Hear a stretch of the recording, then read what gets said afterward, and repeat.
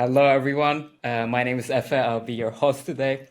We have some amazing guests joining us today.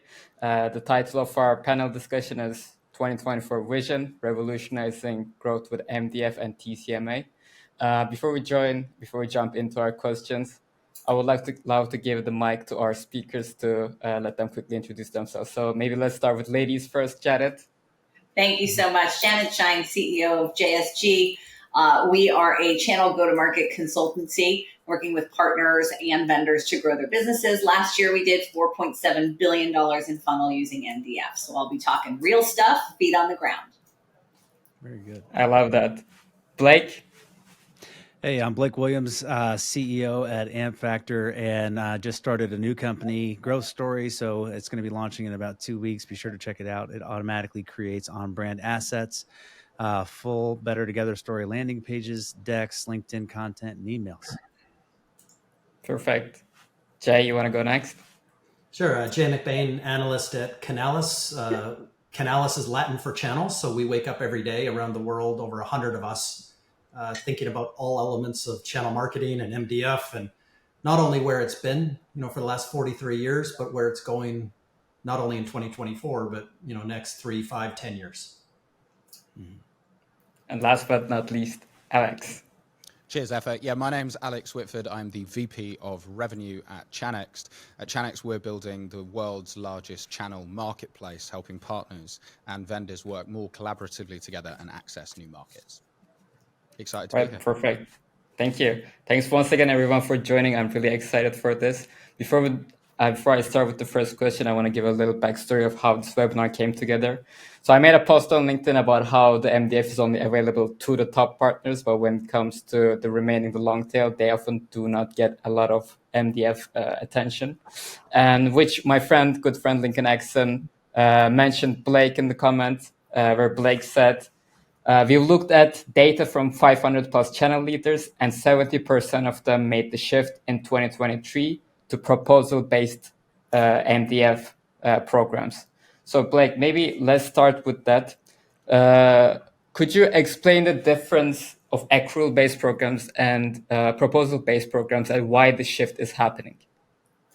Yeah, I think the proposal-based programs are, those integrated demand gen strategies that are focused on for a specific purpose. Generally, we see them to drive up co-sell activity between a certain part in an ecosystem or a certain vertical, but they're always pointed at a specific business outcome. They might have multiple layers. They definitely have multiple channels, but all of them, again, are written up. They're not repeatable in the sense that it's not an evergreen thing. We're not just talking about webinars. We're talking about webinars, influencers, ABM. How do we co-share data, right? Share intent, all of those things within the ecosystem. Yeah. And I saw at the same comment you mentioned, Jay, and you said that the biggest hiccup in MDF isn't getting it once. It's getting it consistently and growing it. And when you talk to Jay McBain, which we're talking to right now, about the biggest hurdle, it's yield. So Jay, could you maybe elaborate on that a little bit? Yeah, I mean, the shift from accrual-based MDF to proposal-based, and I lived in the middle of this with a Fortune 500 vendor. A big part of it was cost savings. From the start of time, when the early programs in the early 80s, there was always part of the gross to nets, the back end margins, and it was about average 1% of the deal went towards MDF, and it got accrued across the entire channel. And the yield was always below 50%. And, financial people tried to, forecast what that would be and how much money they would actually have to spend. But going to proposal was a huge cost saving across the 35,000 companies in the world that offer MDF. And, proposal made it, there was a human intervention and a level of governance and compliance and other things that came into it. But, companies all of a sudden repatriated 1% of their margin back to the bottom line. So that was a key part of it. It was a financial mechanism. And, the yield pieces now that it's proposal based are starting to change. But again, so much money is left on the table that, this is to the detriment of partners. And obviously, the ability to market hyper locally and into specific industries and things like that. The industry itself is leaving a lot of money on the table by not doing this effectively. Yeah, and I think that's maybe a good place to go on next. By the way, I asked questions to a specific person, but please, if you want to add on, please go ahead. But there's data that I think 90% of all vendors propose some sort of MDF, and about 60% of all MDF is unspent. And I heard differing data about this. Some of the big vendors, the numbers are even more staggering. So what is the reason, and I ask this to everyone, that so much MDF is being left on the table? Yeah, I'll start. And it lays into this proposal based, right? When you have to propose what you're going to do, it means you have to have marketing expertise. It means you have to understand what you're going to drive. You have to submit something that has an ROI that the vendor with proposal based will approve. And many times the partners don't have that. Now, so what has effectively happened is that although it is proposal based, it has become almost back to the co-op days, because only the biggest partners are getting it. Only the biggest partners have the marketing teams to actualize on an effective MDF plan, put it together, and go to the vendors. So you've really created this world where, to Jay's point, you saved money, right? Because it's proposal based. But what you really did was you cut the long tail out from ever proposing, because they didn't have great marketing resources for proposal based. And you set up your biggest, baddest partners, right? The ones that do a lot of value for you, but may not be that loyal, to use MDF. Now, well, how does it go unspent? I hear varying numbers. I've heard I left nothing unspent to we left 75% unspent. Our most recent survey data at JSG, we're issuing an MDF report in about 2 weeks, at an event, showed about 25 to 30% unspent last year. Now, some of that was because people lowered their budgets, right? 2023 was a challenging year for a lot of people in the channel. A lot of investor money came in. Investors challenged, why do you need to have that much MDF money? And so they used that bucket once again to hit a financial good. I think we're going to see that pendulum shift back as those companies are realizing that cutting MDF is truly hurting the channel, to Jay's point, under addressing the need that's out there. The final reason I think people don't use the MDF, again, is because they don't have marketing people. So the vendors that are smart and put together MDF packages and say you can just apply for one of these packages are having very little unspent MDF. Yeah, and Janet, to your point, I think we're all aware of the Pareto principle, but for me, it's the Pareto problem, right? As we start to ask more and more of partners, we start to raise the bar and the expectancy on partners. And that means that every vendor is dealing with the same 1,000 partners globally who definitely aren't as loyal as you really hope they were. And then they are submitting similar MDF plans to competing vendors. Because why wouldn't you duplicate the work when really we are using marketing as a profit center for a lot of those partners, right? And so for me, the absolute critical scale is which brands are going to box smarter so that they can go and get the untapped potential where the competition is less and allow you to unlock a part of the market. The other piece that I think is critical, and it's great to see you calling out that MDF spend is going to increase, is yes, you might take a short-term win in protecting bottom line, but then that affects top line. So congratulations, we just shrunk the market potential, affecting bottom line in the future, right? And right. So in a more and more competitive world, you're spending less in marketing. That's a dumb move. So there you go, right? And when we start to see the levers of AI who are going to be able to scale the resource application, what a time to be pulling out of the market, right? Yeah, great points. Also, do you think this ties to the fact that a lot of the partners typically don't have the marketing expertise to execute on MDF? And you say that, I think I had a chat with this just recently with my friend Antonio Corridad. He said that when looking at it, most of the MDF that has been allocated to the big partners, the GSIs, a lot of it often, they find a way to use that.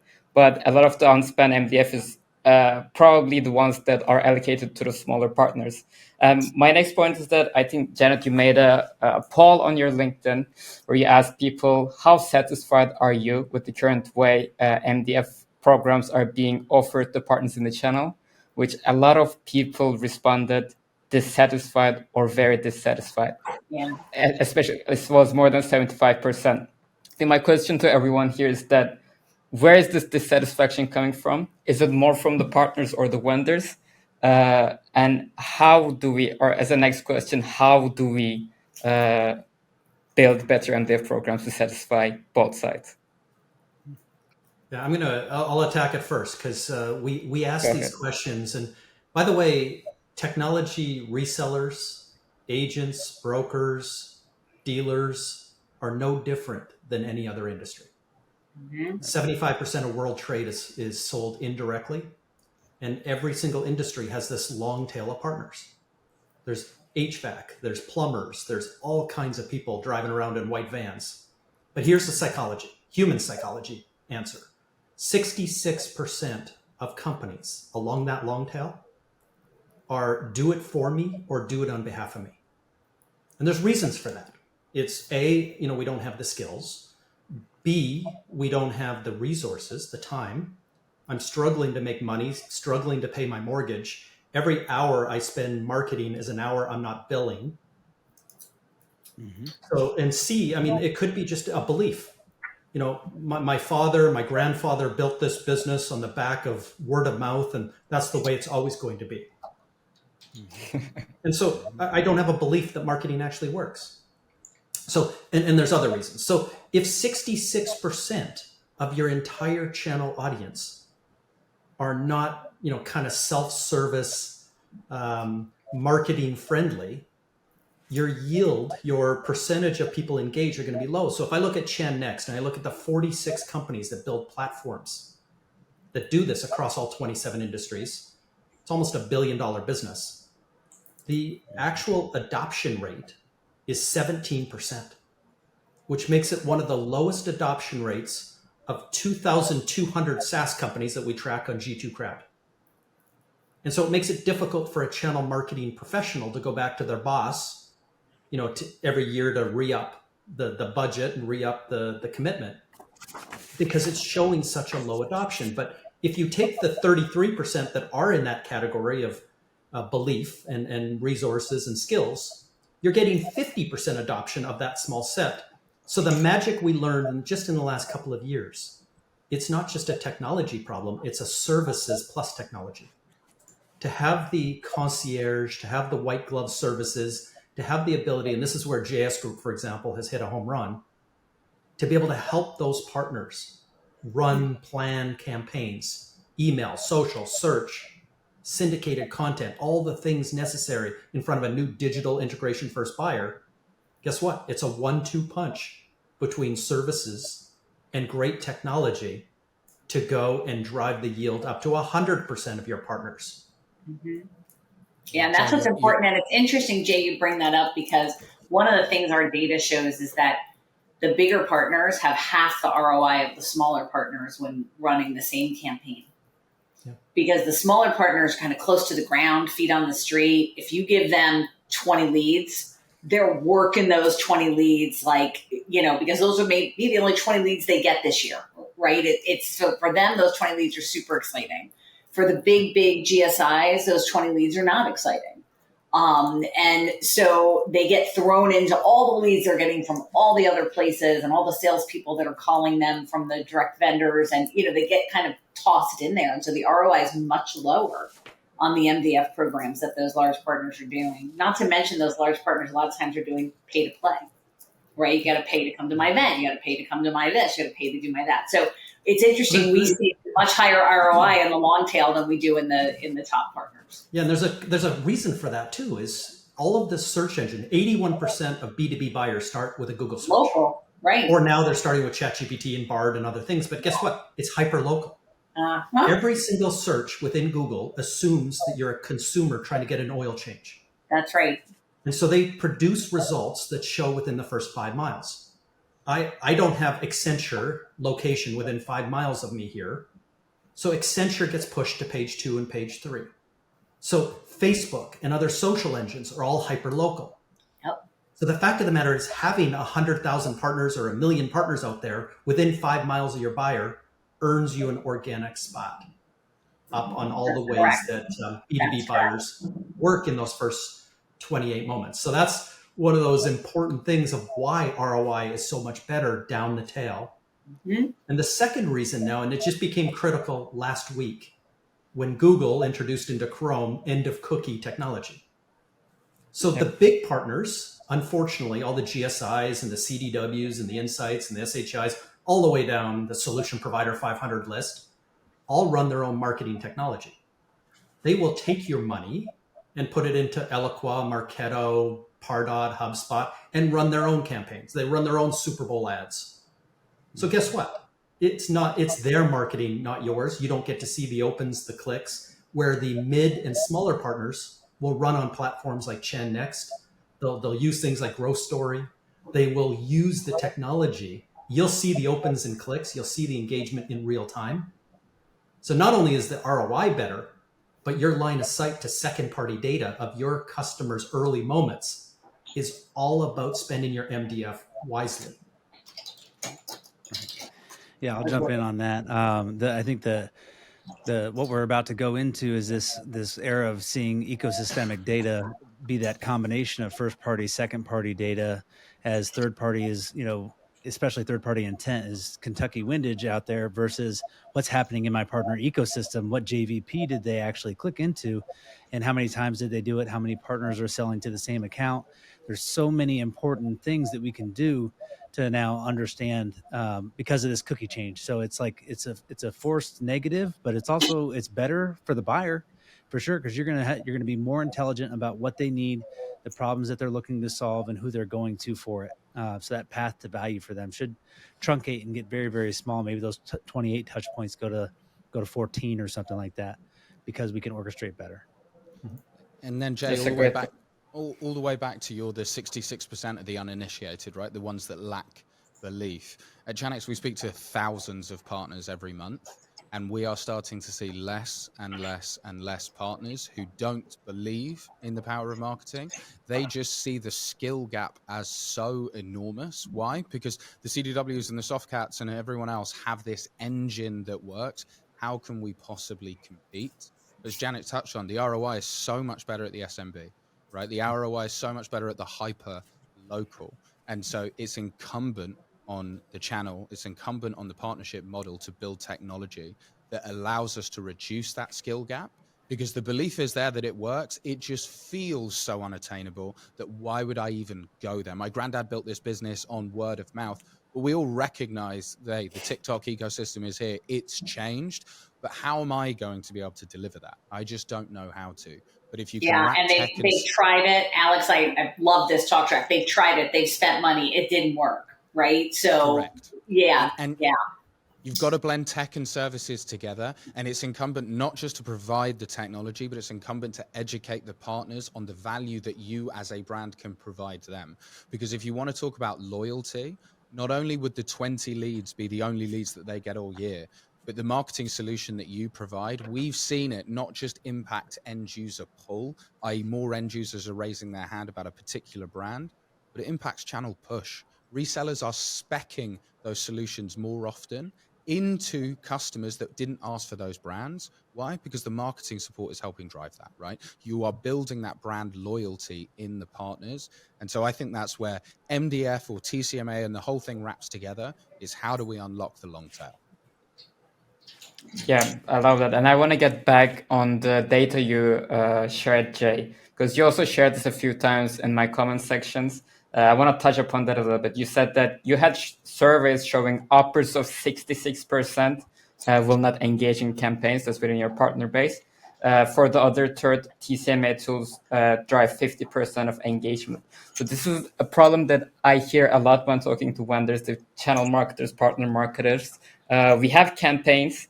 We have it in our partner portal. Our partners are not using it. Could you? The battle of the future, it will be a battle for data. And so let's narrow down the conversation, because CMOs this week are in a state of panic. Losing the ability to buy early buyer intent from Google and Facebook and others basically strips the 13,080 SaaS ISVs that they buy from today in their MarTech stack, ad tech stack. It neuters that stack. So in their careers, they haven't had the conversation yet about second party data and what that means. So every channel marketer now is kind of being invited into, marketing meetings with the CMOs saying, hey, what is this? And what would that tech stack look like? And what we're getting now is, guess what? It's not just one thing. TCMA is perfect because I get to have partners running on my platform, and I get to see the opens, the clicks, the engagement in real time and take action. But there's other parts of the 28 moments if they don't use my platform, or other moments that happen outside of the platform. So if they, have work being done in other places and it shows up in a system, I want to maybe add account mapping to that. Data that comes out of Crossbeam, Reveal, Partner Tap now becomes a layer on top of TCMA. Attribution, which grew up in the B2C world, is now a B2B strategy. So companies like Impact and Partnerize and Awin, that are your Kim Kardashian affiliate companies, advocates, ambassadors, affinity, influencer, super connector companies, now comes into B2B. That's a whole layer of referral and attribution that we need in our tech stack. I need deal registration. I need opportunity management. I need lead passing, all some PRM type technologies. So there might be 5, 6, 7 layers of technology that now allow me to peer in through, to, and with partners into those first 28 moments. Whether it's an ebook read, a podcast listen, an event attendee, an association board member, whatever it is that comes in those first 28 moments, the more visibility I can get with partners in real time, fill up a data lake, and then make it actionable, and then offer up that data lake to large language models within Gen AI. Now this becomes the future of marketing, not only for the next couple of years, but this is the next decade. This is how we move into second party data. And guess what? Channel marketers and those people that have always been kind of redheaded stepchildren within their own organizations now become a little bit famous, as they're the ones that know how to do this. Mm-hmm. Yeah, and they're using some cool things, right? First party data, IP addresses, device fingerprints, probability models. You're seeing now that what used to be an art is now a science, right? And we used to have a whole group of artists called marketers, and now we have a whole group of scientists called marketers. And that's what's shifting the way we have to think about things, right? And so, we see this where the partners have almost given up on marketing. And then you can come in with intent-based packages, which is what Jay was kind of alluding to there, intent-based marketing packages that look at people's intent and help them to make good decisions in an API world. Google Fledge, now API automation or whatever they're calling it, helps with that. It's just become a much more scientific world. Yeah, add to sciences. Let's go ahead, Blake. I was going to say that this is ultimately, when you look at the problem of enablement and the long tail, and we want ecosystems that, if second party data is the outcome that we need in order to orchestrate assets effectively, then we need as many participants in our ecosystem actively driving content. If we can drive content, we start to pepper the ecosystem. When accounts and contacts reach that content, now we can light up our funnel. We all of a sudden become way more important, and we dwarf what happens on a first party basis because we partner for partners. We partner so that they can solve the other problems that we can't fix with our product, right? These personas own the entire workflow. We solve one point of friction. Our partners solve the other 9 or so. And each one of them are addressing 3 different points of pain. That's 21 indicators just in that one workflow for one persona alone that you now are starting to tap into, versus taking your only value proposition to market and banging that drum. There won't be a board that will fund that alternative strategy versus going after your ecosystem and lighting that up. So the content and how you capture first party intent data and then share that across your ecosystem for that global visibility starts to become really, really, really powerful when you start to talk about both the through market, right? All of those things, the partner to partner plays, where do you invest and why, right? How do you orchestrate orbits of partners around particular problem sets in your ecosystem that that your customers are trying to solve? So you start to become very, very intelligent around that. And knowing that somebody downloaded a UCAS white paper versus all of that intelligence starts to, it's a no-brainer. Yeah. So And let's flip into go ahead, Jay. let's flip into the economics, because that's what you brought up. So let's just make it clear on first party data. The best brands in the world, and these could be right up to $1 trillion brands, might earn 4 out of 28 moments. That's best case scenario. Worst case scenario, you get into 0. And that's the more common case, is you're in 0 of the 28 moments. They never come across one of your pieces of content. They never come across your website. So, when you buy a car, there's 365 brands of car. There's 63 companies that sell those brands. And you're absorbing information because you're not going to go on 365 websites or go on 365 test drives. Right. So as you narrow, you're watching YouTube videos and you're reading Motor Trend magazine and you're talking to your neighbors and friends. And you do all the things you do, but it's not till like moment 14 when you got it narrowed down to a mid-size SUV, foreign, that you can go to 3 websites and maybe go and configure, price, quote that car. Then you leave the manufacturer and go back and download invoice pricing and the dealer rebates and all the other fun stuff. So you're smart when you hit the dealership. But that first party data question, like 24 to 28 of the moments are going to be second party. Right. Third party won't exist. So who's going to the YouTube guy? Who's going to the Motor Trend magazine? Who's going to your neighbors and friends to surround you with your brand in those 28 moments? Now let's talk economics. In the past, all of the, whether you're talking automotive or tech or any other industry, all of the economics of partnering happen at the point of sale. The front end margin, the back end margin is where the MDF sits, all happens based on volume of sales. Mm-hmm. The average buyer now has 7 partners they trust. 6 or more of those buyers will never be transaction based. And now with marketplaces growing at 86% in the tech industry, for example, that's growing to where all 7 partners will be non-transactional. So what are brands doing to take money from what used to be a transactional world and start to spread it like peanut butter throughout those 28 moments? Every company's going to a subscription consumption business. So even the point of sale is only the first 30 days with that customer. And you've got to keep marketing every 30 days forever for a customer for life. Upsell, cross-sell, enrich forever. So marketing is not just an MDF now, is not just before the point of sale. It's forever. It's the full life cycle. And I think the thing we've been telling people is, and the consumer world showed us this already, and Jay just talked about a consumer example. In the tech world, in the tech space, we always thought that if you built the best solution, the partners would sell your solution, offer your solution, service your solution. Now partners are going to start picking on who does the best partner marketing. The solutions have become so close. I think the last thing I saw, 3,167 security vendors. You clearly don't need 3,167 security vendors as a partner. So what one are you going to pick? Right? They're all very similar, right? Endpoint, pen testing, etc. Well, guess what? You're going to pick the one that has the best marketing. So if you're thinking just building the best widget's going to work for you anymore, it's not. It's going to be the company that can get that hyper local, targeted digital marketing down for the partner community, particularly the long tail. They're who's going to win. It's a new game. Janet, you're absolutely correct. I've spent a lot of time working in distribution, and that's been a partner acquisition strategy to really build out channels. And from my experience, partners care about 3 things. What type of customers do you sell to? And do I also sell to them? How much money am I going to make?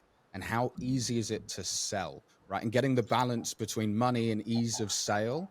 But you're absolutely correct, because it's not just ease of sale, it's ease of marketing to generate that sale, right? And it's the brands that remove the friction and make that very, very simple to acquire new customers, retain and expand those customers. Those are going to be the ones that win over the long term. And I think doing that in the long tail is going to be how but I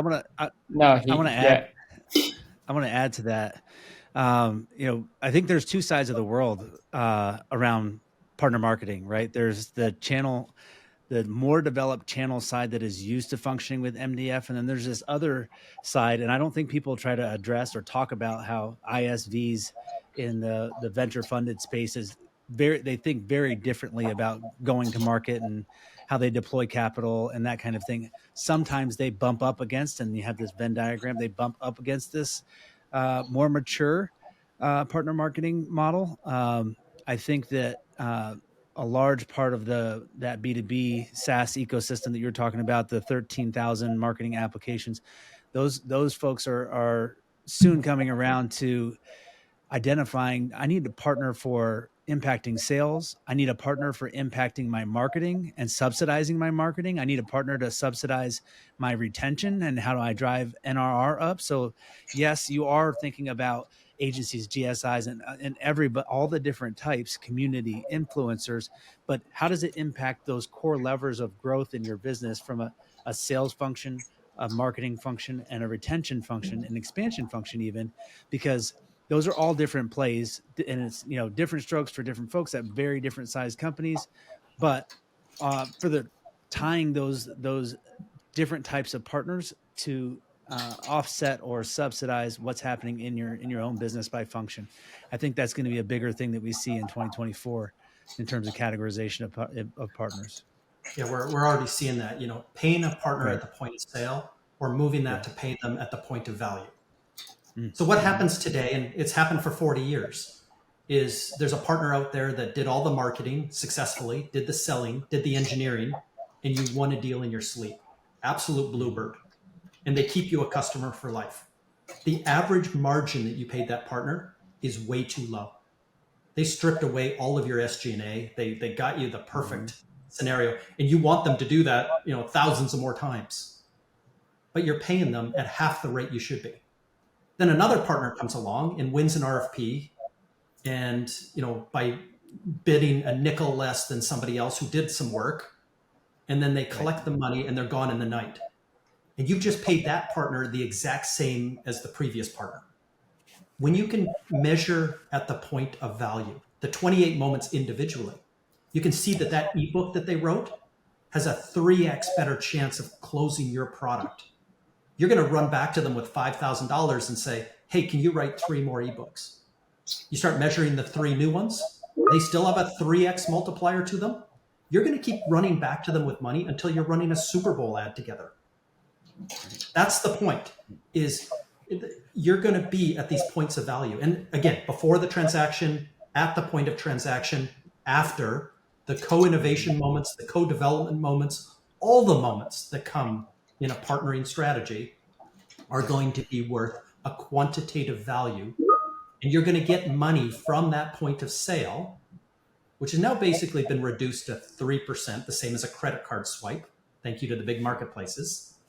They've reminded 500,000 resellers out there that the actual task of collecting money, taking on the risk of non-payment, taking on the cost of net 30, net 60, and hiring Biff to break knees when you don't get paid, the entire cost of that cycle is 3%.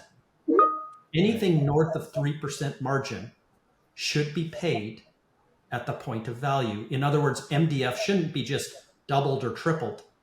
MDF should be 10, 20, 30, 50x what it is today. That, Jay, I 100% agree. And I think we've been miscalculating, right? We've been using a straight line calculation to a percentage of sales versus customer lifetime value, customer experience, retention. I can't tell you how many arguments I have with channel chiefs about that don't want to use MDF for retention. And I just don't understand where their mind is going, because clearly you retain, then you upsell, cross-sell, and continue to gain customer loyalty and revenue. So I think there's just a new education that's going to happen from the scientists to the artists about MDF that changes the game. I think that goes back to an earlier question, F.A. When you asked why is, I think it was 33 or 66% are dissatisfied from Janet's poll, right? It's a large part of the non-paying at all the different points of value along the way to getting to the revenue. Right. It's hard to do all the work and carry that laboring ore for all of that time, and then also wait some 30 to 60 days to get that reimbursement of whenever it comes out. These smaller companies don't want to function like a bank or a line of credit to the bigger ecosystem as they go after that value. So I think that plays a role in it too. I fully agree. We are 5 minutes went ahead of time, but I want to respect everyone's time. It was a great discussion. The second part of the discussion, I didn't even talk, but you guys did a really good job keeping up the conversation. I hope it was valuable for everyone. Once again, thank you for joining. Any final words that anyone wants to share? And then I think it will be best to close the webinar. Okay. Any final words from anyone? Yeah, so me, it's getting tactical. End of the cookie Yeah. happening this year. We're becoming stars now in our own organization. We can push our organization to think about the processes, the programs, the technology that runs this, but we can elevate our entire company now. So this is a chance for channel marketers to stand up. This is a chance, to drive your own personal careers, your own personal brand. You're waiting for that moment in your life. This is it. This is the year. It's all happening. It's all collapsed into right now. Mm-hmm. Yeah. And I can't think of a more exciting place in the world to be than right here on this call. Yeah. And I will say, partners, start picking your vendors by how much they can help you with this changing world of marketing. Make sure you evaluate that, not just their solution, not just their sales force, right? But how well they can help you. And vendors that are listening, it's time to upgrade your partner program and your MDF program. With this large of a group of partners dissatisfied with how you do MDF, you must find a new way. That new way is going to kind of narrow the aperture to be really around digital and supporting that long tail partner community. And it's also going to be about the science and the data and how you help those partners navigate through the customer journey touch points. Love that. That's it. Yeah. All right. I'll take Thanks so much. FA before we close Yes. out. Well, I get one last pitch here, buddy. I'm happy to be here all night. I'm happy to be here all night if you guys want to continue. All right. Yeah. Well, just one more minute. So as we talk about, enabling that long tail, getting more strategic, and can we double the number of strategic partners or find the strategic partners that we actually want to go a mile deep on because they can subsidize how we're growing our businesses? I think it's going to be critical. One of those critical junctures is data, as Jay and Jen had also talked about. But it's the content, at least for us at Growth Story, the content is going to be the biggest piece of getting to that unlock as fast as possible. And that's what we specialize in. So Janet and Jay, I'd love to have another follow-up if we get to it about how to pick those right partners based on the needs inside of the business and that kind of thing and how you subsidize that. So Absolutely. And with that, appreciate and you. Alex, if you're with us, I'll also give you a last chance because you had some internet problems. But it would be unfair if we didn't give you a last chance to speak. Appreciate it, Effa. Can you guys hear me okay? Am I Yeah. back? Amazing. Yeah. Thanks so much. No, I think last word from me, I think it's been insightful to hear that really the ROI in the long tail is what's going to change the game. And I think the combination with building marketplaces, building partner value, and leveraging Gen AI to automate some of the manual steps, that's going to be the future. Because I think the brands that can build the most value for the partners, make it easy to acquire customers, they're the ones that are going to win in the long term, right? And so brands need to be incredibly focused on how you do that most effectively and scalably. All right. Amazing. Thank you so much. And thank you for everyone who joined us to watch today. And hope you have a great rest of your day. Bye-bye. Thanks, guys.